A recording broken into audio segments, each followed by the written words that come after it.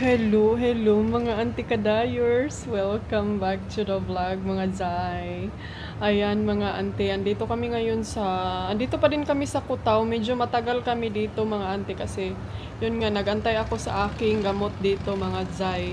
So, ang ganda ng view ng aming room na inistihan. Pero mabilis lang kami dito, mga ilang days lang. And then, hindi ako masyadong nag-vlog kasi nagpahinga ako mga Jai and Zong. Nag-relax ako kay nung since pagdating kasi namin dito sa Thailand mga auntie, hindi ako nakakain ng pork ba. So, less protein ako dito mga auntie kills. And then mostly seafood yung kinakain namin dito. And then parang yung katawan ko naghahanap siya ng pork. Oh, zibadzay. So kanina, nag-order ako ng pork ribs. Parang nanibago ako sa pork, oy. So ngayon, ang ginawa ko dahil nagphotoshoot ako dyan, oh. Kasi sobrang ganda ng view. Tignan nyo nga naman, oh. Ma-resist ninyo ng view, dahil. Pag tingin nyo sa baba, oh. Ayan na yung view ng ating hotel. Maganda yung hotel nila dito, maganda yung view, everything is very nasa perfect talaga. Pero yun nga lang is may downside sila mga antikels kasi hindi maganda yung nila, yung iba talaga mga antikadayers, no. Pag magawa tayo ng business natin, dapat meron tayong patient, marunong tayong makiusap sa mga customer. Dami-dami ng mga na-experience ko mga antikadayers, mga different hotel. Marami ka talagang makilala na mga iba't ibang business woman, business people or something, na makilala mo talaga yung ugali nila. Kasi dito, maganda sana yung place nila ba, pero yung parang sila, hindi maganda yung. Siguro dahil marami silang customer, kaya ganun na lang yung treatment nila. Yung ganun. Pero hindi ko naman sinabi na lahat sila, no. Merong mga iba talaga dito na sobrang talaga nila kanang understandable, helpful, mga ganun ba. Tutulungan ka talaga nila kung ano yung mga needs mo, yung mga ganito, ganyan. But rather than that mga ante, hindi na natin yan sila imamind kasi hindi naman natin alam kung ano talaga yung mga pinagkakabisihan talaga nila, di ba? So, or may mga iba talaga silang mga pina-priority kasi syempre marami din silang mga rooms na kailangan nilang atupagin. So, yun. Pero, ewan ko lang kasi yung mga nabasa ko na review is mostly talaga is yung sa ugali nila ba na very rude daw, pero sayang kasi alam nyo, in that way, si Dodong, meron siyang hotel, di ba? I mean, hindi siya hotel, resort kasi hindi naman marami. And then, sabi niya sa akin na kung ganyan jud daw, no, very important jud daw ang kanang mga nasa reception, mga workers na be patient, be polite. Kung wala ka talagang ganyang mga anteno, dapat hindi ka talaga ilagay sa front kay maka-cause ka ng less customer. So, yun, instead na yung customer is gusto pang babalik dito, mag-recommend, or yung mga ganito ganyan is hindi na. Kasi kami parang, gusto namin yung place, pero parang hindi na namin feel na babalik. Yung ganun. Kasi si Dodong kasi mga ante, yan siya, pag once na yung place na sobrang gusto niya, kahit mahal pa yung presyo, or kahit hindi naman as in kahamahalan, yung medyo tumaas lang ang presyo, babalik talaga yan siya mga antikadayers kasi gusto niya suportaan. So ganyan siya mga inday pag kanang siya sa kung sa kan ba loyal. Charis, loyal. Pero hindi ka naman maproblema dito mga auntie kasi marami namang place na pwede kang saan magstay, pwede ka anong tawag nito? Oh, chalan kayong bikini ni Auntie Kadayers ninyo dai. Dapat pala Auntie Kadayers malaki ang flower mo dai. Para Rosalinda Ayamor kadiha. So, yun yung mga na-experience ko sa aking travel. United as one, we lift our hands up and pray.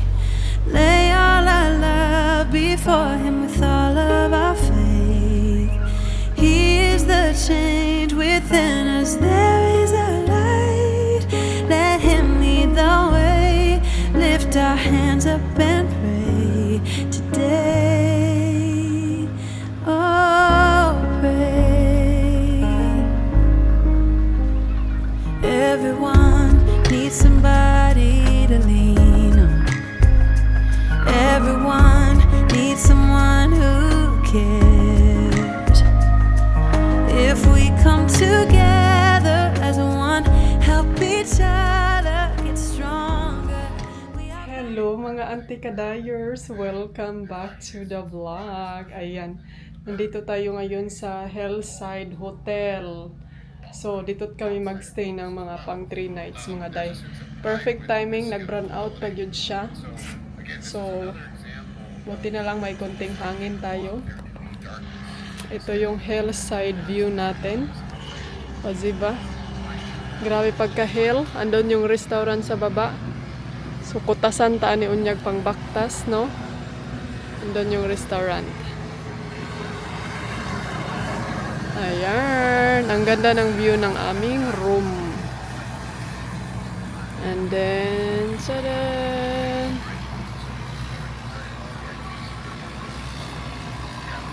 Doon kami last time. Last 2 years ago. Ang nakaganda dito mga auntie kasi ni-renovate nila yung mga room.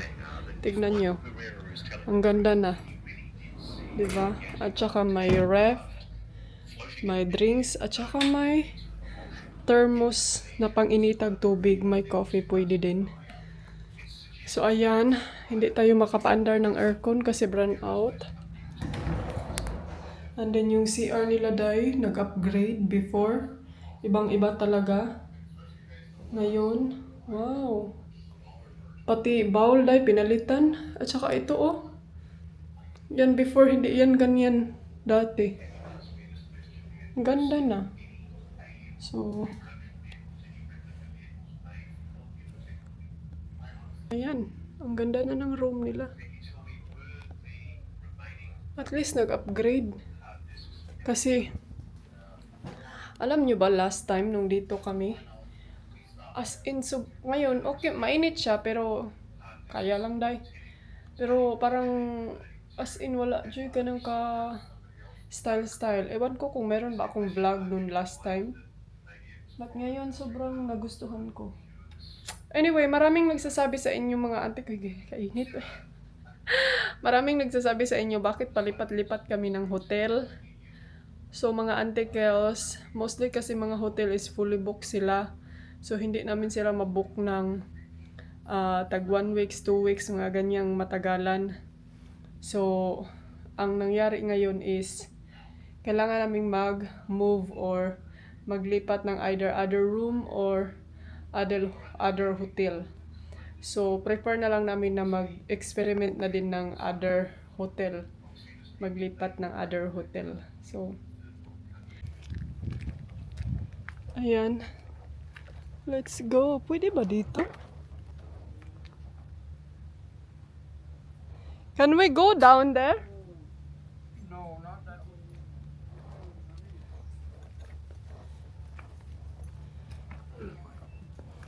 Medyo kuan lang gyud diri day oh. Medyo hilly. Hilly Justin Haley Bieber charis. Medyo mataas matuktok. Can we go to the restaurant that way? Yeah, restaurant. Go straight. Down there. Okay. Okay. Thank you. Hello. Good. Good afternoon. Ayan. So, may gani kay straight ra diri day. Straight to the point. Dito kami nagstay before. Ito na room. Is this one here?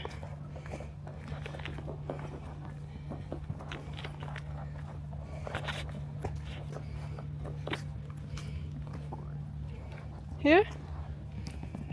I go down first, you hold the camera. You film me. You scroll up and down, ha? The circle, the big circle.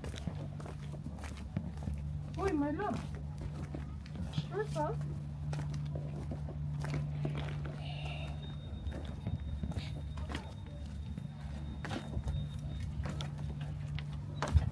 Ay, ano sa ano?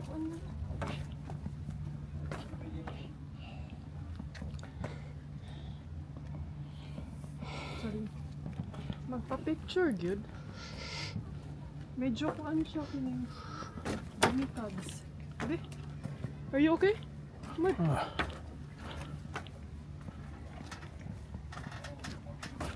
Ay.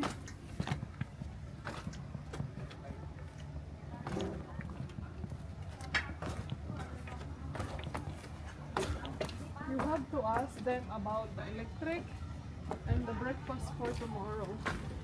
Maganda dito. Oh, look at the view. It's very... You know how much the price? 1.5 million. It's for the rich view. You know what? Hello.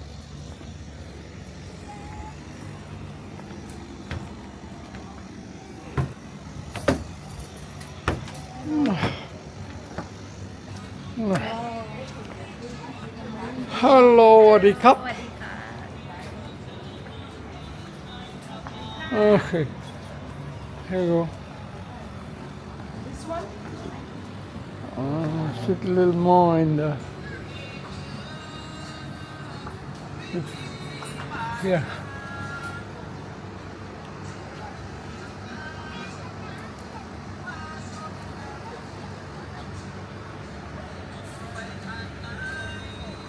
Wow, we have swimming pool, mga katsiki. Mga anti-kadayers. You have Caballo. to double click so it will straight. Huh? Double click the big bottom. Yeah, up and down. Yeah. And they have a swimming pool, mga zangay. Oh my god. Is that for them? Oh. Is there And a small rock down there. And they have a nice view. And they renovate It's about a everything. 2,000 ton rock. Nah. Okay, finish.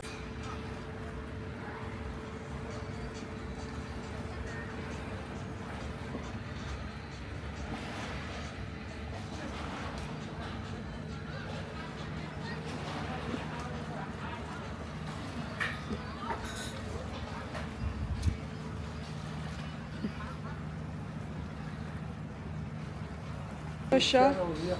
Kining super down talaga. Hindi man pala. Kaya ra dahil siya dahil.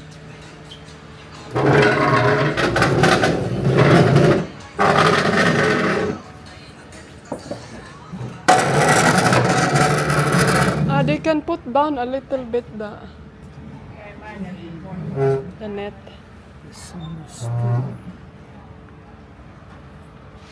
The sun is right to my head. Do you have a menu?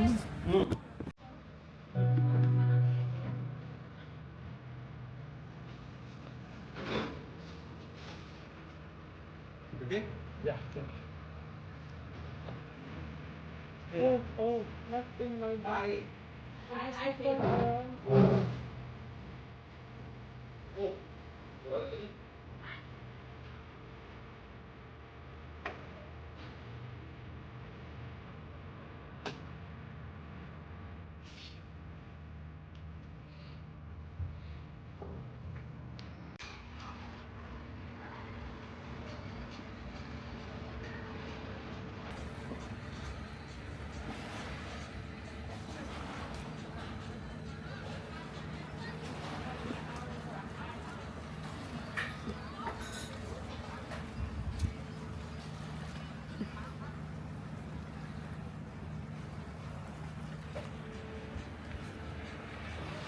So, akala ko ano siya, kining super down talaga. Hindi man pala. Kaya ra dahil sa dahil.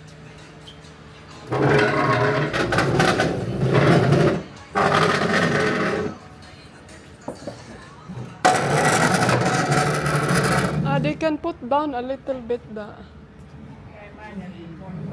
net.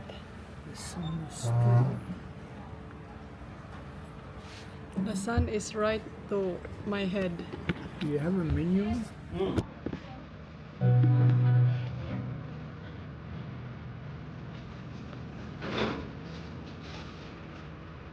Okay? Yeah. Oh, not in my bag.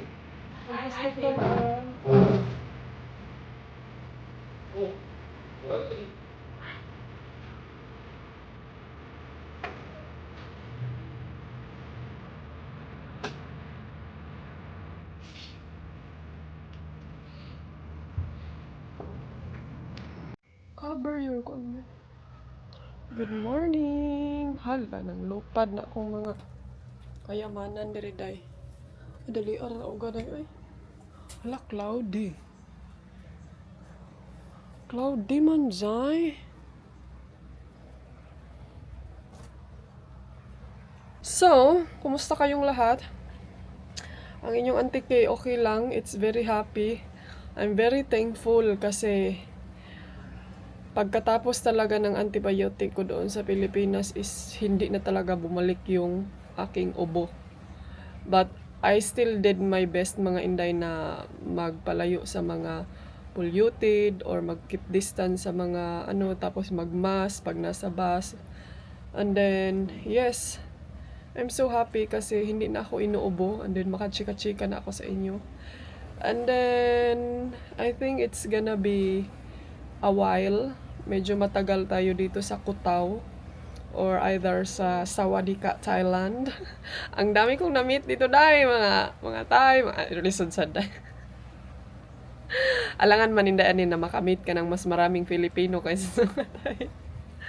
I mean, may mga na-meet akong Filipino, siguro ko yun sila, magbigay ako ng time sa kanila para naman may tayo, 'di ba? May kining naman tawag doon dahil may community. Ganarn. Community. Kung makapag-community ang iyong ante. Tapos na ba si Dudu? So, yun yung anuhin natin. And then, may mga binabasa ako mga comment. Kagabi, nagbabasa ako ng mga comment to make myself update, inform kung ano lang mga nangyayari, mga tanong ninyo sa buhay. So, marami kayong mga nag-wonder din ako, marami akong mga bash or negative. May mga taong magko-comment na hindi daw yun bash, hindi daw yun okay. And then marami akong mga saying na kumbaga na natatanggap na mga ganitong salita na bakit daw kami nagsayang ng pera sa bakasyon namin, dapat binigay na lang daw namin yun sa aming pamilya, sa aking pamilya, ganito, ganyan.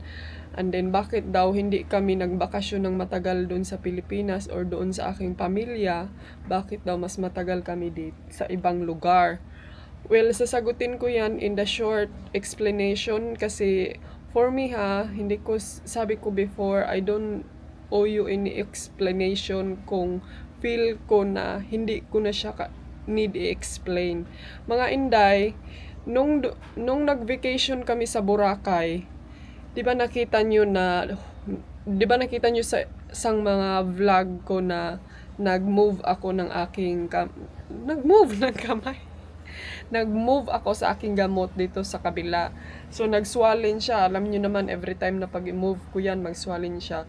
So, yung time na yon is, hindi ako masyadong nakapag-vlog. So, ang ginawa ko is, nag-spend time ako sa aking family instead na makipag-marites sa inyo, makipag-chika sa inyo,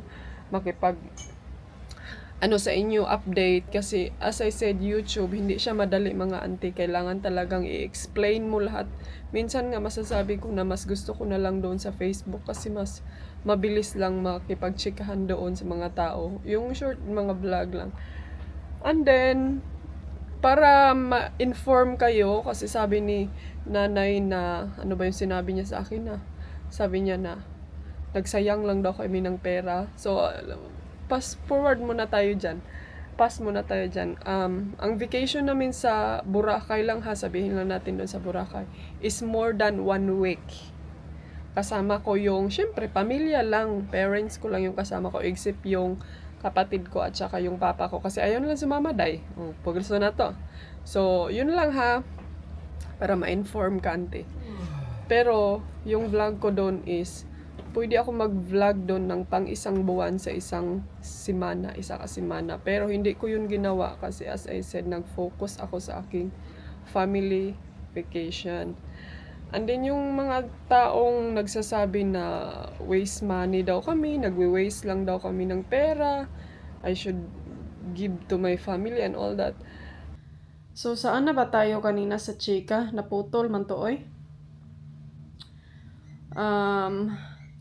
Yes, yun na nga mga ante, as I said na do not judge the book by its cover. Ha? Anong naabot man ka na, day? Do not judge the book by its cover. Ito mga Zay, oy, hindi lahat nakikita nyo sa vlog. In short na lang talaga pagka-istorya, Zay.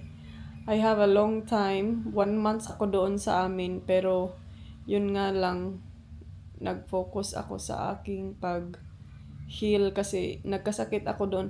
Kung hindi lang ako nagkasakit mga ante kadayers, more than 1 month ako doon sa amin. Pero, ay, nagkasakit man tayo, day. I mean, 1 month kung kasama ang pamilya ko. So, I should be happy, you know.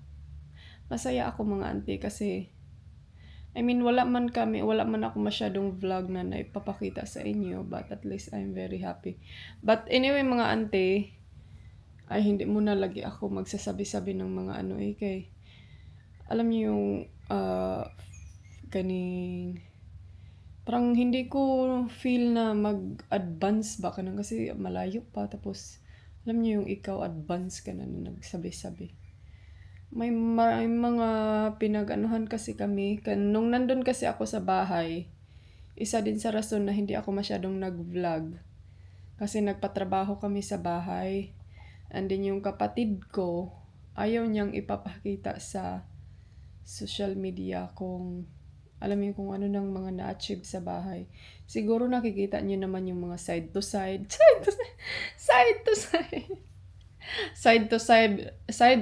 rope to rope, ganun na. Kasi ayaw niya mga ante na until hindi pa matapos yung bahay, gusto niya na ipapakita or ipopost ganito ganyan sa social media na yung tapos na talaga ba. You're where I belong.